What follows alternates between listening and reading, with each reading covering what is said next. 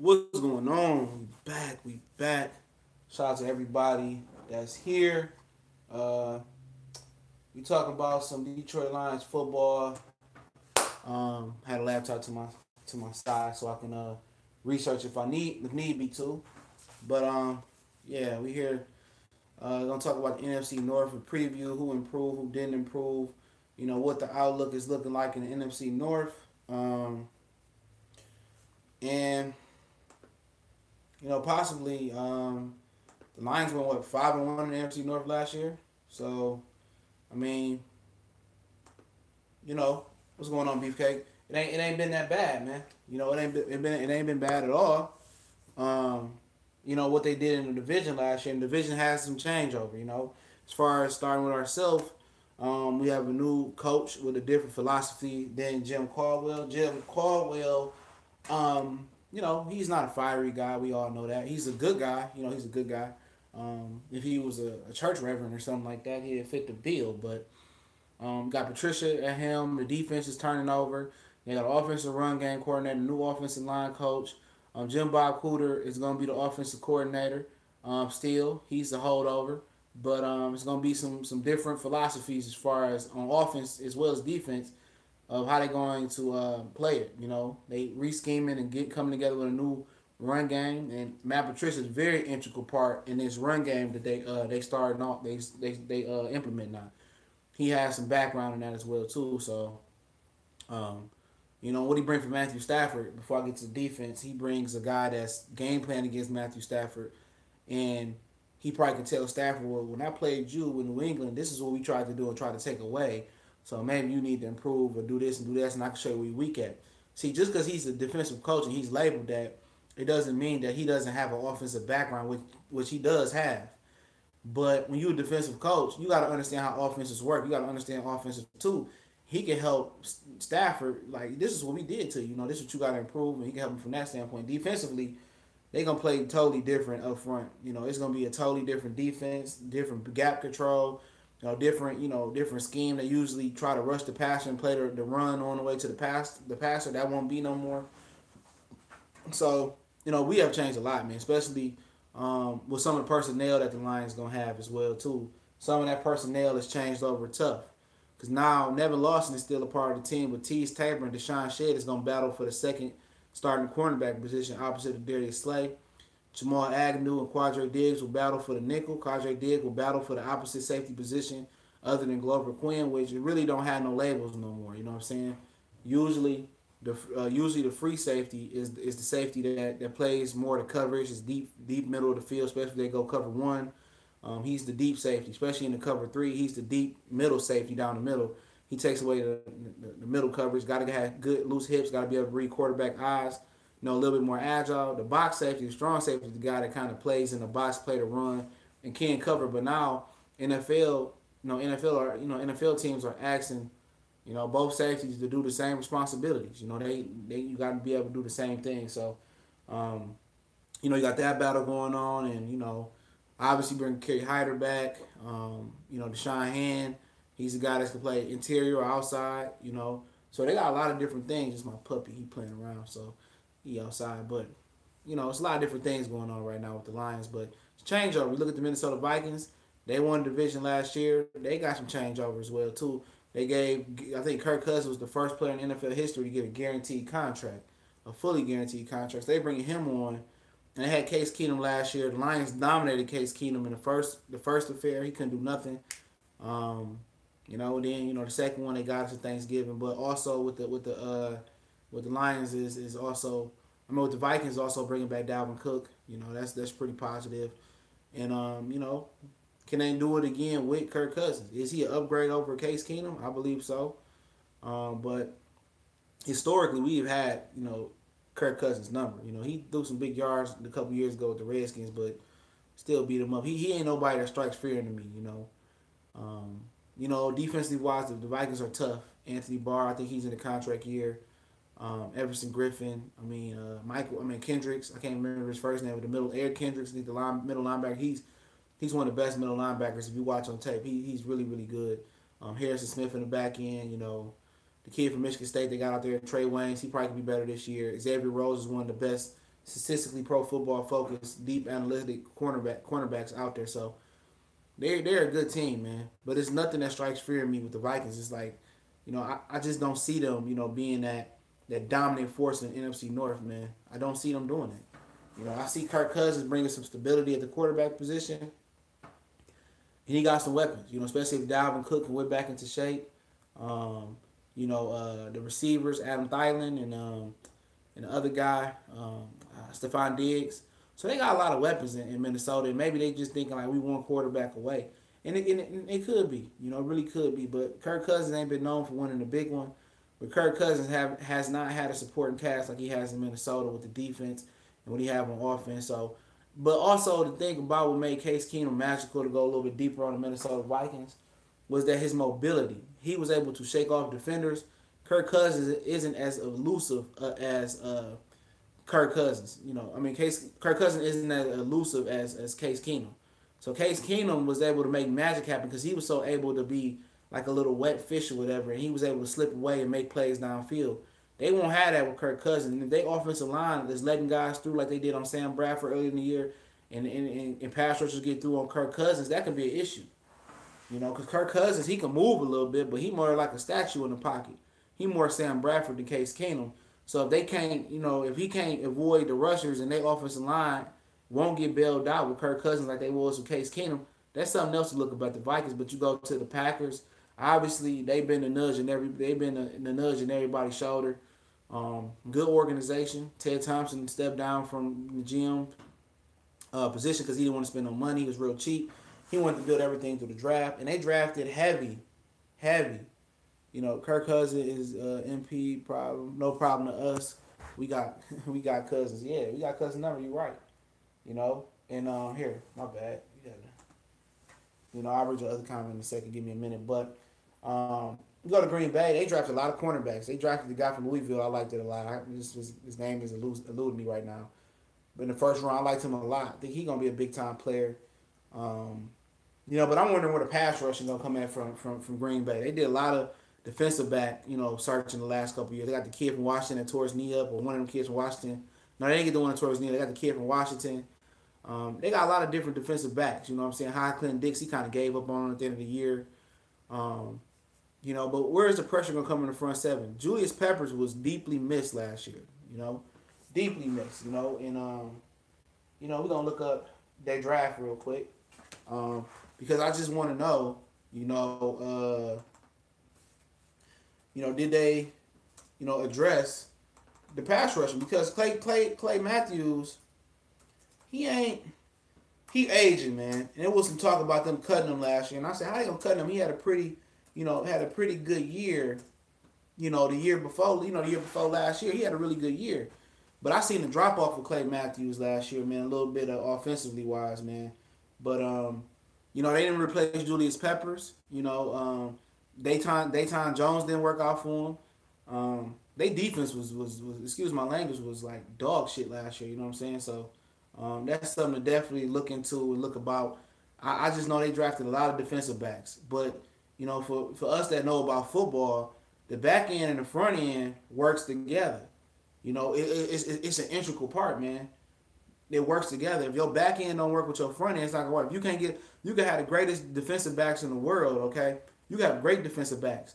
But if your line not getting no pressure, you're gonna get ate up, man. But they got Jair Alexander, that's his name. They traded and got him. Josh Jackson is another defensive back name I think they got. They got a couple other guys who they don't have a position. Oh, there they go right here. Yeah, Alexander, he's a cornerback. I know that. He's a good cornerback. Jerry Alexander's a good cornerback. Josh Jackson, I believe he's a DB too. Yep. He's a cornerback from Iowa. Pretty sure Big Ten fans probably know him. Heard he's pretty good. Oren Burks, he's a linebacker from Vanderbilt. I don't know if he's a pass rusher. Jamon Alexander, or Moore, excuse me. He's a receiver from Missouri. And they had a 5th round pick as well. So I don't see any pass rushers where they got better at pass rush. I'm asking some questions. Bro, you're the shit. Love the content. Love sub back whenever. Yeah. I love a sub back whenever. Yeah, for sure. Appreciate it, bro. I'm only worried about the Bears defense this year. They added some great. I'm gonna get to the Bears. That's why I say them for last. What's up, Mr. Cush? Yo, what's cracking? Just talk some MC North, some Lions football, man. Wanted to go live for a minute. Yeah, I said yeah, Wesley. I said the Bears would be a surprise team. I was getting to that as well. Surprising the way they buried at the bottom of the division. Yeah, yeah. I mean, I think they're gonna have a good jump, man. And we'll talk about the Bears in a minute, man. But I'm not sure about all of the free agent, moves the Packers made because historically you don't have to watch the Packers in free agency. You don't have to watch them because Ted Thompson didn't go out there and get it. But I knew they got Jimmy Graham, and if anybody can revive Jimmy Graham, it would be Aaron Rodgers. But it seemed like maybe Jimmy Graham, he took a lot of hits. You know, he must have took a lot of hits because I remember Calvin Johnson, he took a lot of hits and he had, nerve issues. He started dropping balls. Jimmy Graham was just dropping balls in Seattle left and right. And I watched a lot of Seattle games of Jimmy Graham. He was a guy that I want the Lions to, pick up, But, they didn't. And maybe it's because he wore down in Seattle. We know, which we got a Seattle tight end and Luke Wilson, and another Seattle tight end went out to Green Bay and Jimmy Graham. We know that Russell Wilson is a guy that's not time and oriented. He gonna make plays on the go. Drew Brees came with one of the greatest timing quarterbacks in Drew Brees, and he was used to when he had the third, fourth, fifth, and seventh step in the drop. He used to the ball being on time. So maybe that was an issue. This is years back, man. I put up an old article about about them, but I'm not sure. They signed Mercedes Lewis. He not a threat. He's a good blocker, man. He's a really, really good blocker. So, Mercedes Lewis is a good blocker. He ain't gonna kill you in the passing game. He can make some things happen. Oh, they did bring back Tramon Williams. Oh, okay. They did make some improvements. I can't say that. I didn't know some of these things, but they brought in Muhammad Wilkerson. Muhammad Wilkerson was one of the most dominant interior 3-4 linemen before or right when J.J. Watt really revolutionized the 3-4 defensive end. Muhammad Wilkerson was a great pass rusher. Great run stopper. He's a dominant interior lineman. But the issue is that, his attitude is really, really bad. He's a troublemaker. So maybe in Green Bay, he can fall in line and be uniform in what they want from their defensive lineman. But he's a game changer. But he not single-handedly at this point in his career gonna help your pass rush become dominant. You know what I'm saying? He's more of a run stopper. He's a good interior lineman to get upfield. But Tramon Williams, they brought him back. I don't know why. He's old as dirt. He's 35. Jimmy Graham, Devon House, they brought him back. Mercedes Lewis, Ahmad Brooks, he's older. He's an okay pass rusher, but he was with them last year. Jahari Evans, he's been past his prime. Quentin Dow, haven't heard that name in years. So Green Bay, it looks like they got Muhammad Wilkerson and Jimmy Graham and those they splash signings, but Muhammad Wilkerson is probably going to be the more worrisome for the Lions. But I don't see them. They didn't draft any really fast, twitchy pass rushers, man. They didn't draft any. Yeah, I'm from Detroit. Yeah, Detroit versus everybody. They didn't draft any fast, twitchy pass rushers, man.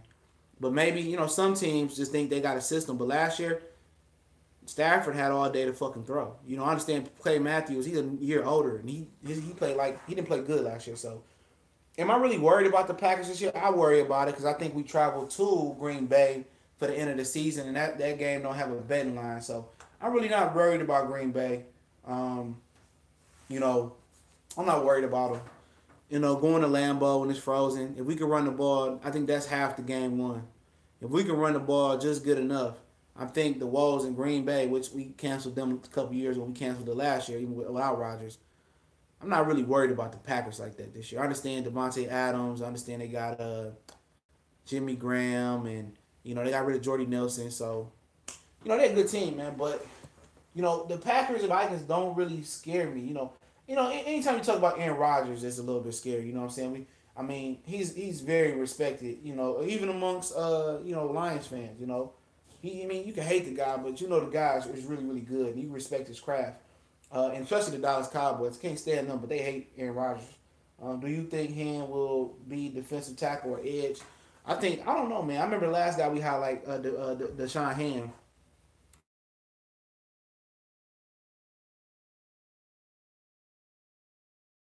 I think he can play both because he got similar. He has similar a body type to David Irvin down there in Dallas. He got that body type. And he can play the end as well too.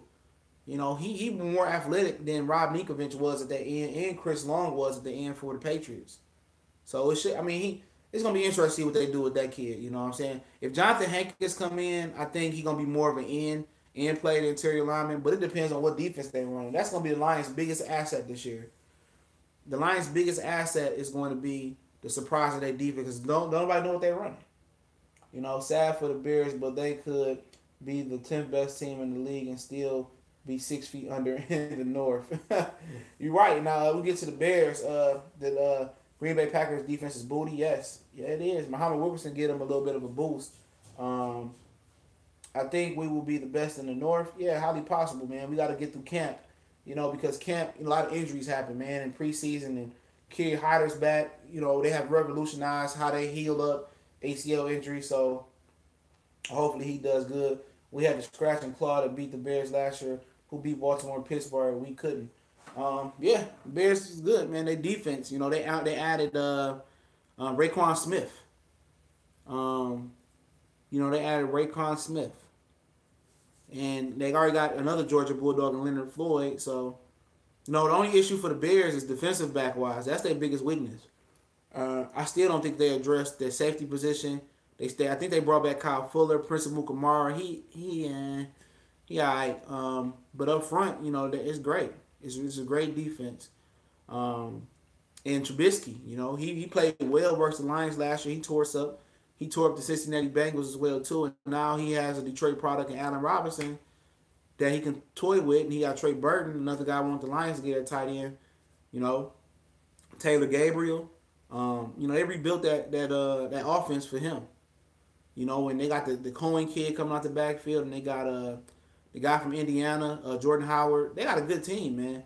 It's just for them. Will Trubisky, take them to the next level because they have some deficiencies on defense, man. With the cornerback positions and it's a little small things. They really don't have, I think, a big star pass rusher, but Raekwon and Leonard Floyd can get up the field, and they could be big stars potentially. The interior, I mean, so it'll be interesting. I think they can be the surprise of the NFC North, but it's gonna be on Trubisky. It's gonna be on Trubisky to take them to the next level, and that's gonna be simple as that. I think Trubisky did well last year. He threw the ball well, but he had the handcuffs on him. He had the safety, he had the training wheels on him, man. Michigan's the best state in the Midwest, sir. Old school warrior, what to do? I think him will be used like James Jones, the ex defensive DN from Seattle who played for the Lions. Oh, you talking about not James Jones? You talking about his name wasn't James Jones. His name was, he from here, Jason Jones. You talking about Jason Jones? Yeah, Jason Jones was the guy that played interior outside, just like Corey Wetton. Yeah, I agree. Yep, I agree. Do you think the Vikings are going to drop a bit this year? That's interesting. If they went to the Super Bowl and lost, I definitely would say they was going to drop this year. I can't say, man. I can't really say who going to drop and rise this year. If I had to say the team that's going to have the biggest fall from grace, and they didn't have a fall from grace from last year just by their reputation, I believe the Green Bay Packers are in position to really, fall from supremacy. Last year they wasn't supreme because of the injury to Aaron Rodgers. Okay, that was an issue, and but I just see their team overall, with him being 34 years old and him often being injured, I see them taking the biggest dip as far as reputation in this division. That's just my opinion, and I don't have any real sour grapes versus the Packers overall. Just looking at how their team is constructed. Aaron Rodgers can cover up a lot of deficiency, but that team has a lot of holes, especially in their front seven. They got a new defensive coordinator, and I don't see the pressure. I don't see the pass rushers. Muhammad Wilkerson helps take on double teams and triple teams, but as far as the pass rushing, I don't really see that. The Vikings, they very hard to predict because, teams that make it that deep, they fall off, because Kirk Cousins is going to be on him. That's a lot of money and a lot of pressure on him. And if he starts off bad, mentally he can get crushed early in Minnesota. It don't matter if he goes 30 touchdowns, 0 interceptions in Minnesota. You know, they 9-7 or whatever. They're behind the 8 ball. It might not make the playoffs. It's gonna be his fault. So especially if Case Keenum tears it up in Denver. But Chicago, I can see making the biggest leap, man. I can see them going from nothing to something, and possibly making some deep playoff runs in this NFC North. As far as the other teams, I do. Somebody asked, why do I hate Golden Tate so much? I don't hate Golden Tate so much. I can predict when a player's about to slide. It's certain things that you see from guys on tape that when they about to slide, when you need to get out. And I got a lot of flack, when I told people about Calvin Johnson, a couple years before he retired. I said the Lions should trade him. Oh, you don't trade a guy like Calvin Johnson? I said, you should trade him because he's not at his best no more. Why you can get top dollar for him, you trade him. A lot of people don't understand that about football either, where when a guy still got peak value, but you can see the decline in him, it's best that you can get rid of him and clear some cap space. They had a lot of money tied up in Sue, Stafford, and Calvin at the time. And I said, well, you see what they got for Roy Williams when they traded him to Dallas. I think they can get a lot bit more for Calvin Johnson. I know a lot of Lions fans that want to see Calvin Johnson another uniform, but this is before he retired. But I can see the decline. When Harrison Smith gave him a pinched nerve or something, I was like, they should just trade him now. Sometimes you got to be ahead of the curve with that. And Golden Tate, what I see him on film is when they put him on the outside, he just simply can't get deep no more. In Seattle, he was shaking loose and getting deep. And when he was here, with Calvin's he was shaking loose, getting deep. But a lot of these cornerbacks are handsy, and he can't beat one-on-one coverage on the outside and on the slot. He's amazing in the slot, but last year he only had 3 100-yard catches, man. 3 100-yard games. And he had I remember Arizona this year, Stafford threw a pick 6 right by Golden Tate. He didn't have any effort in trying to run the guy down. It was several times this year where he caught a first down, ran behind the first down, and didn't get it. We had several critical third down drops this year that could have extended Lions drives and maybe could have got them to make the playoffs and won a game or two. He had the big drop in Pittsburgh. He had the catch on the goal line and go his way. He gave up on the Lions 2 years ago. I remember him giving up on the Lions and quitting, and they benching him. So he ain't been the most consistent guy as far as his attitude, but he's an excellent talent. And like I said, for the right price, I will keep Golden Tate, but I'm not paying him top dollar. His position is so easy to replace, to be honest. Because Jim Bob Cooter doesn't use him like he should be used. Eric Ebron hurt Golden Tate. If Eric Ebron was able to handle his responsibility at a tight end and take attention across the middle, do you know how dangerous Golden Tate would be? And some of the stuff that I named, I can live with some of the stuff that Golden Tate did. But what I can't live with is him not being utilized the right way. I don't know if y'all understand. He should be getting 100 balls, bro. Easy. 100 balls, easy.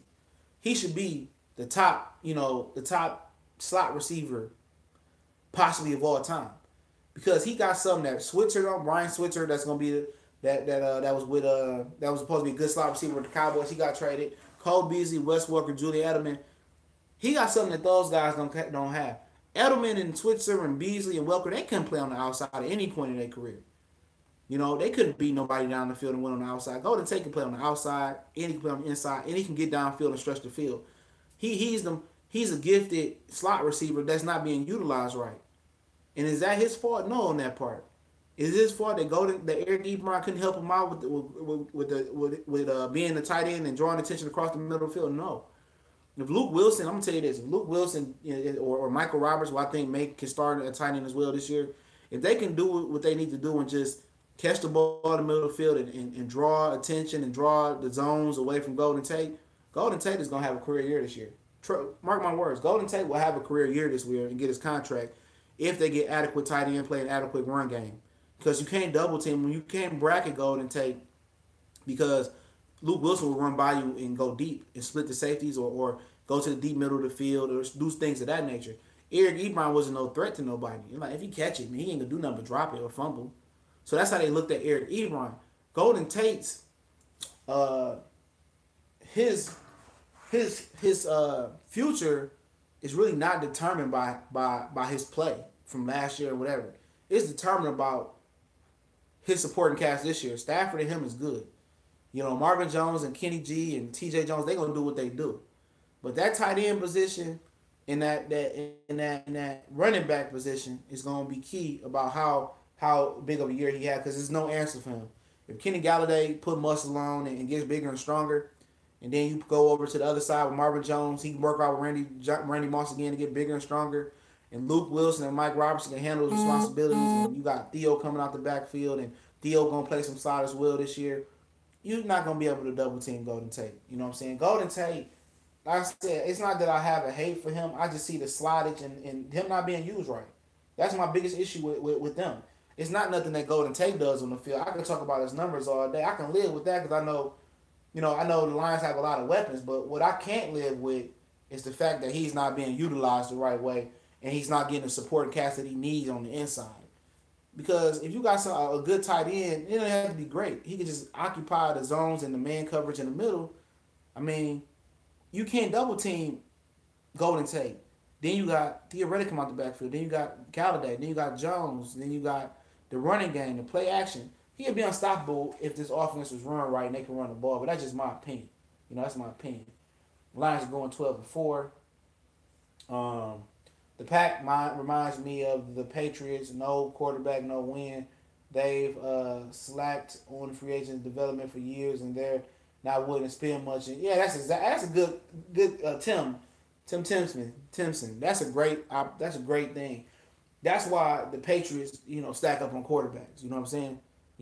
They stack up and develop quarterbacks. That's not an issue for them. Green Bay, they don't stack up and develop quarterbacks, and they try to do what New England do and be cheap and just plug and play players, but it don't work because without that quarterback position, both of them franchises don't run. And I can't believe the Patriots let Jacoby Brissett, and Jimmy Garoppolo go. Jacoby Brissett, that's what the coach. He could start for some teams and be with more experience. He could be good.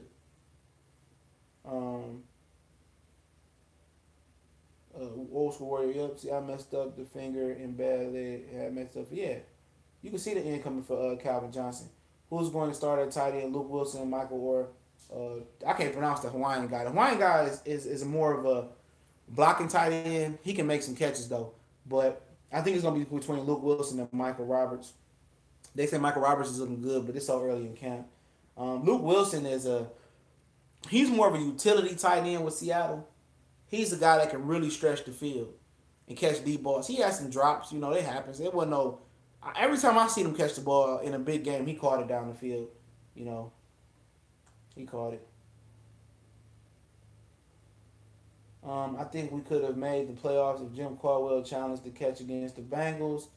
Yeah, that's old news. A lot of people don't like Jim Caldwell because he didn't have the fire, and that shit started. Excuse my language. It started to bother me as well too, man. I watch every Lions game, man, and it's important that when I get jobs or when I work, I gotta have Sundays off, man. I like to go to them or watch them and set my house up like I want to watch them. Got a lot of Lions stuff. When Kenny Galladay has a big year this year, they won't sign Tate, in my opinion.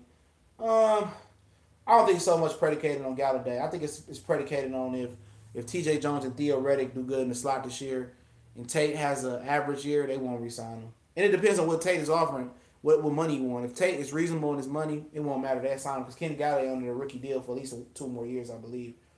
Theo Redden is nice, excellent hit.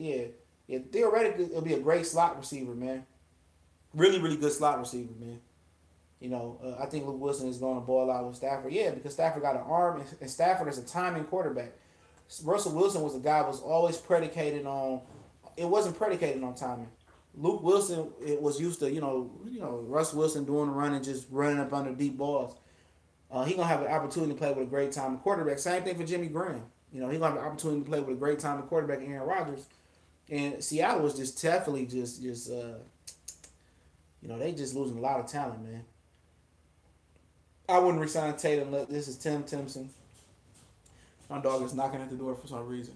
I think he's thirsty. He got his tongue out. So give me 1 second. Hold on. Read this question. I'll give us some water.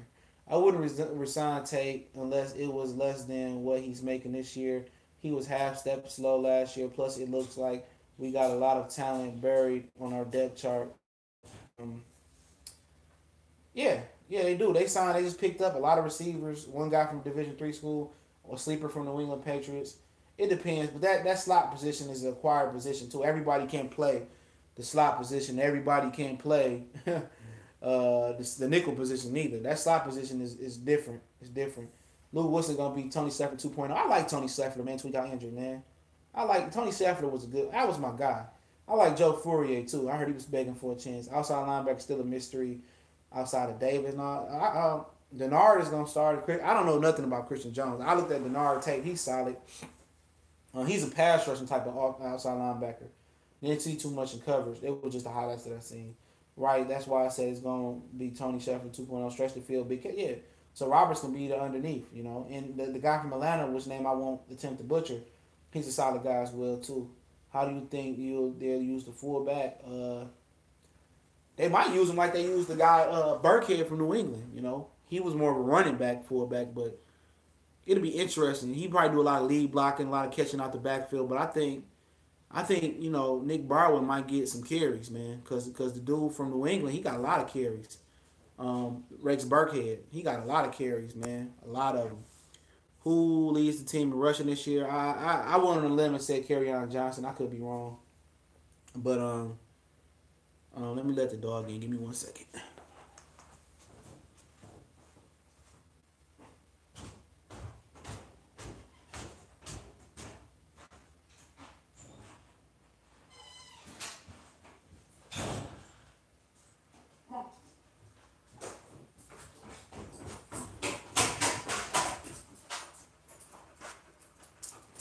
Sorry.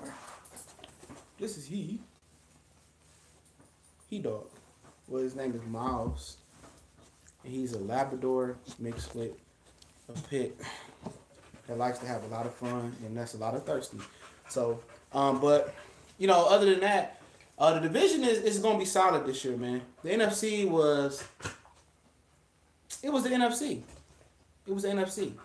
It was watered down this year, to be honest. Both conferences was, and I thought the Lions had an excellent opportunity to win it last year. To be honest, I thought they really could have won the division, 5-1, and I think they got the biggest advantage schematically wise of any team. I'm gonna get some water, boy. They got the biggest schematic advantage because nobody knows what the Lions gonna do. You know what Mike McCarthy and Aaron Rodgers are gonna do.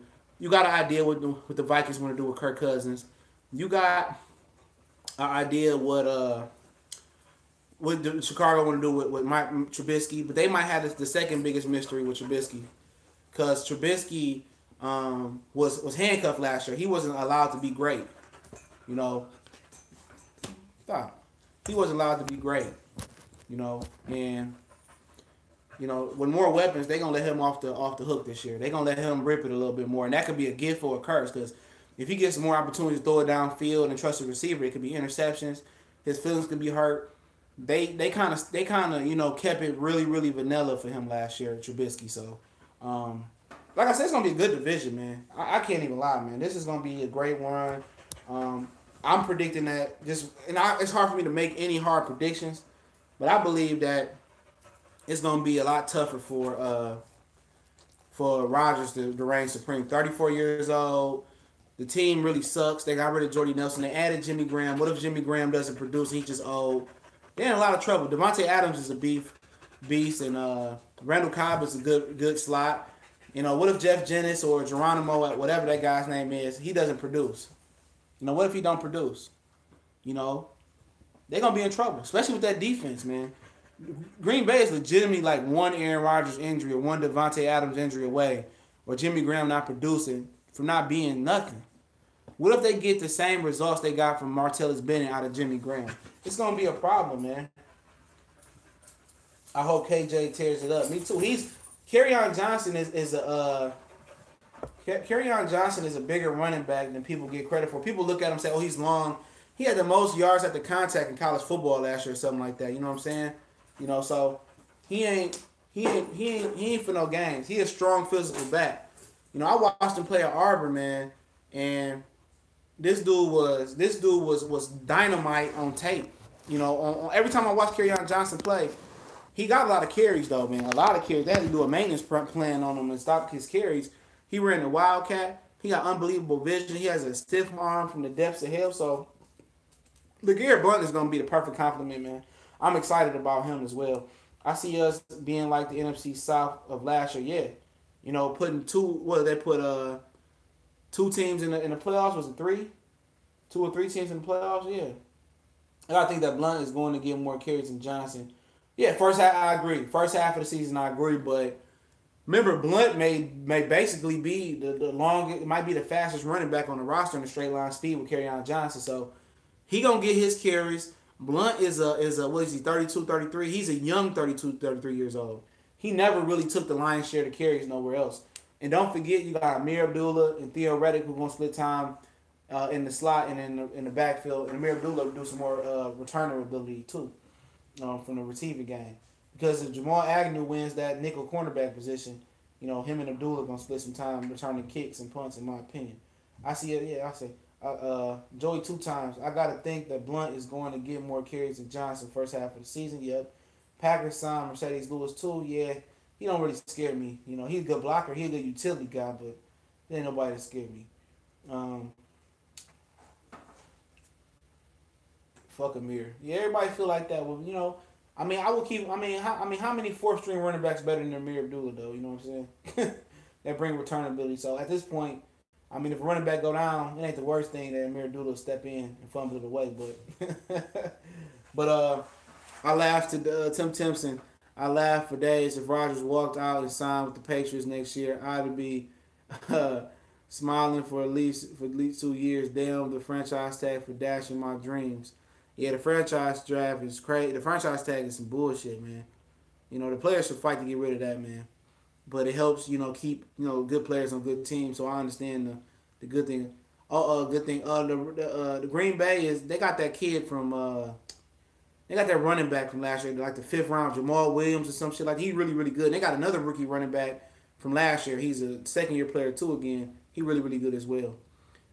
James Starks was the guy I was thinking about the other day. I couldn't remember his name. He's been gone, but yeah, they got two good rookie running backs from last year or something like that. So, Ted Thompson, at least for Green Bay, he can fucking draft, man. He can really, really draft. Ted Thompson was an unbelievable drafter, but he's a good drafter, man. Really good drafter. The comments come up a little bit slower on the computer than the screen, so apologies. Here it goes. I thought I was looking at Sue for a minute. Yeah, I hear that all the time. They call me Sue at my new job. That's my name, Sue. But other than that, it's going to be a competitive division, and I urge people to stop trying to predict the schedule before training camp or before preseason, after the third or before the third preseason game is done. That's dumb. It's dumb because you got injuries, you got players that age overnight, like in football. You don't really know who's going to be good this year. And if you had to set a sleeper team overall in the NFL, just to broaden and talk a little bit, Chicago would probably be my primary sleeping team this year. My sleeper team last year, to give you the idea, was the Giants, but obviously I didn't get the memo that Brandon, what's the guy's name? Brandon Marshall's never been part of a Super Bowl team, so I didn't. That was my mistake on that one. So, who like what teams really trouble me in the NFC? That kind of get me nervous. Philly, I don't know. I like Carson Wentz. Carson walking to him Wentz. But honestly, I don't really see anybody that scares me. Mark Ingram got suspended, so Alvin Kamara is gonna be, asked to pick up the load there. The Rams, they kind of remind me of that Philadelphia team that had Vince Young and Nnamdi Asomugha. They got Marcus Peters and they got all these guys, but they traded their defensive end Robert Quinn and didn't really replace him with nobody. And they got rid of their linebacker Alco Ogletree, who was a good athlete. So they weak at the linebacker position and the end position, just off top of my dome. I could be wrong. But they count on the Ndamukong Suh and Aaron Donald, where Aaron Donald is going to sit out again because they don't want to pay him. And, he sat out training camp last year and it wasn't a problem. So Sue was coming back to Ford Field this year with the Rams. And I think this year that people might catch up to the Rams defense. They might look at the Atlanta Falcons and see what they did to the Rams offense, and try to play that. Seattle, I think, is going to take an epic nosedive. The Cardinals, they breaking in the guy from UCLA. I had him rated as the best quarterback, Josh Rosen, but I don't see them being a problem with him right now. I could be wrong. The 49ers is in the Rams. That's their division, I believe. They have battled for that division. The East, the Redskins, I don't believe in Alex Smith. I'm sorry. I don't believe in Alex Smith. Sorry. I'm not an Alex Smith fan. But he played well last year until it was winning time in the playoffs. So, Cowboys. Cowboys going to be dangerous. I hate them. I hate them guys. But Ezekiel Elliott hasn't been heard nothing from him. He going to come in top shape. Prescott ain't got to worry about looking at that, staring down Dez and Jason Witten no more. I think the Cowboys might be a surprise team in that division. If anybody is to challenge the Eagles, it'd probably be them. The Giants, Saquon Barkley, I like Saquon Barkley. He's from the Bronx. I was just there last month. Yep, last month. I like him a lot. But Eli Manning scares me. He does. You got to see how Dale come back. So I say the Eagles is the favorite to win it. Cowboys being secondary. NFC South, Drew Brees, he looked terrible all last year with his arm strength going down the field. But in the playoffs, he came alive. Atlanta, this is their last chance right here. With them giving Matt Ryan all that money, I'm going to give Atlanta the driver's seat for that division. As much as I like Jameis Winston, Tampa not doing enough for him. So, AFC, that's a totally different conversation. I like the AFC as well. But overall, I think the Lions going to have a good season this year, y'all, man. I really do. I believe in Matt Patricia. I stand by him. These bogus reports. People say in the video I said I want him fired. I said in the perfect world he'd be fired. I said if it was up to me, I'd keep him. No problem with him. He coming in and doing things that's innovative. He going back to basics. And he's going to be an innovator too. He's going back to basics. And his basics are fundamentally, he came in here. He looked at it. He said, man, we can't run the ball. We ain't going to be able to win. That's what they did. Frank Ragnow, or famously on this channel, Frank Who Gives a Fuck. I understand the pick now. Because when he picked Frank Ragnow, they picked Kerryon Johnson. I said, well, they know they got a problem in the running back position, in the running game. And if the Lions run the ball this year, short yardage or whatever, it's going to be a great year for Golden Tate. It's going to be a great year for Matthew Stafford. It's going to be a great year for Luke Wilson. It's going to be a great year for all the offense. It's going to be a great year for the defense.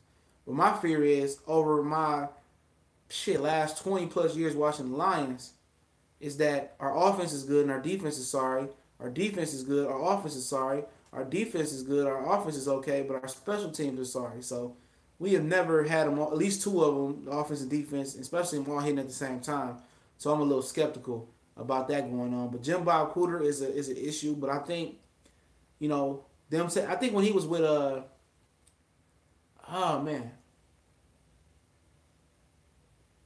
Jim Bob Cooter, when he took over for Joe Lombardi, I think he was okay in my opinion. Ziggy better play this year. Yeah, he got the franchise tag. I hope he does.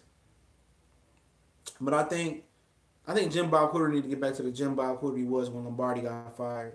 The Jim Bob Cooter who called those fabulous plays last year in the last game of the season and was very, very creative. So I think, if they can run the ball, he can get back to basics, I think he'd be okay. I think the offensive line really stopped him from doing some things he wanted to do with Greg Robinson last year, playing left tackle. So, I hope to do more of these live streams on Saturday, man. I definitely appreciate everybody coming and liking and sharing. We definitely going to do a lot more of these. I have some great things planned. We almost at 1,000 subscribers. That's crazy. So keep sharing and telling people to come subscribe. I got a radio show that's being planned for the channel. So when the season comes, we pick a day. It'll be the same day every week, depending on my schedule for. And we signing off.